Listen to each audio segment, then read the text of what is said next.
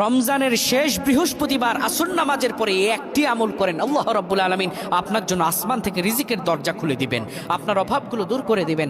আল্লাহ তাআলা আপনাকে এত রহম দান করবেন, মনে 70টা আশা পূর্ণ করবেন ইনশাআল্লাহ, আপনি যদি আমলটা করতে পারেন। রমজান মাস এটি আমাদের থেকে আস্তে আস্তে বিদায় নিয়ে নিচ্ছে।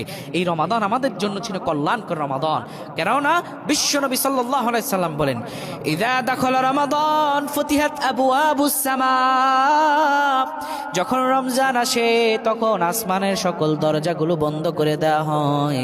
রমজানের শেষ না হওয়া পর্যন্ত আসমানের দরজাগুলো আর খোলা হয় না। রমজান শেষ না হওয়া পর্যন্ত দরজাগুলো খোলা থাকে, আর বন্ধ হয় না। কিন্তু রমজান যেতে যেতেই আসমানের দরজাগুলো আল্লাহ তাআলা বন্ধ করে দেন। কোনো ব্যক্তি যদি রমজানের শেষ বৃহস্পতিবার আসর নামাজের পরে কারো সঙ্গে কথা না বলে এই দুরূদটি 80 বার পড়তে পারে, আমার আল্লাহ তার মনের আশাগুলো পূরণ করে দিবেন, বিপদগুলো দূর করে দিবেন, রিজিকে বারাকা দান করবেন। দুরূদটি হলো আল্লাহুম্মা সাল্লি আলা সাইয়্যিদিনা মুহাম্মাদানিন নাবিয়িল উম্মি ওয়া আলা আলিহি ওয়া সাল্লিম তাসলিমা। একবার সহজ, আল্লাহুম্মা সাল্লি আলাইহি আল্লাহুম্মা সাল্লি আলা সাইয়্যিদিনা মুহাম্মাদানিন নাবিয়িল উম্মি ওয়া আলা আলিহি ওয়া সাল্লিম তাসলিমা। একবার সহজ। আল্লাহ আমাদের কবুল করেন, পড়েন আমিন।